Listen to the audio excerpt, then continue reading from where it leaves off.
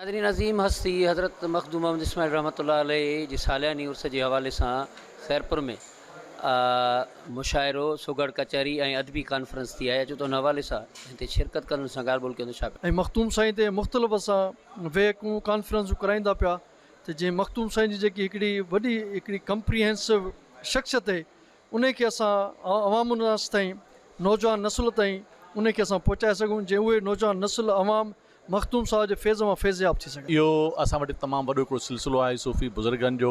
इन्हनि जिन हमेशह इल्म ऐं अदब जे ज़रिए आफ़ाक़ी पैगाम जेको आहे आम माण्हू ताईं पहुचायो आहे।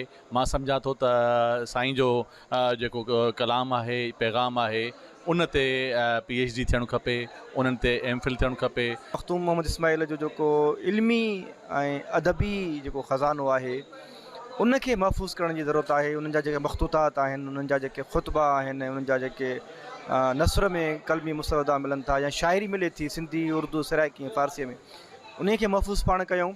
ऐं मां सम्झां थो त ईअं असां नई नस्ल ताईं उन्हनि जे कम खे, उन्हनि जे अज़ीम रूहानी ऐं इल्मी अदबी किरदार खे उजागर करे सघूं। असांजे लाइ हिकिड़ी वॾी सआदत जी ॻाल्हि आहे त अहिड़े दौर में जिते इंटरनेट जो दौरु आहे, गूगल जो दौरु आहे, अॼुकल्ह माण्हू फेसबुकनि ते हलिया विया आहिनि, अहिड़नि बुज़ुर्गनि ओलियानि खे ॿुधण जी हिकिड़ी सआदत बि हासिलु थिए थी, ॼाण बि हासिलु थिए थी। ऐं असां अञा चाहियूं था त अहिड़ा प्रोग्राम जेके आहिनि उहे पूरी सिंध जे मुख़्तलिफ़ ज़िलनि में, तालुकनि में ऐं मुख़्तलिफ़ स्कूलनि में, इदारनि में अहिड़ा कया वञनि त जीअं शागिर्द इहो फैज़ हासिलु करे सघनि। मखदूम साहिबान आहिनि, उन्हनि जो जेको फेज़ आहे उहो सॼी सिंध ते रहियो आहे। त हुननि न सिर्फ़ु जेको आहे सो इल्मु अदब जे हवाले सां पंहिंजी जेको आहे सो हुन सिलसिले खे अॻिते वधायो, पर जिते जिते हुननि खे ज़रूरत पई त पंहिंजो जिस्मानियूं कुर्बानियूं ॾेई बि इन फैज़ खे वधाईंदा रहिया ऐं उहो फैज़ अॼु ताईं। नाज़रीन तव्हां हिन अदबी कॉन्फ्रेंस में शिरकत कंदड़ सजाद नशीन ऐं ॿियनि जूं ॻाल्हियूं ॿुधियूं।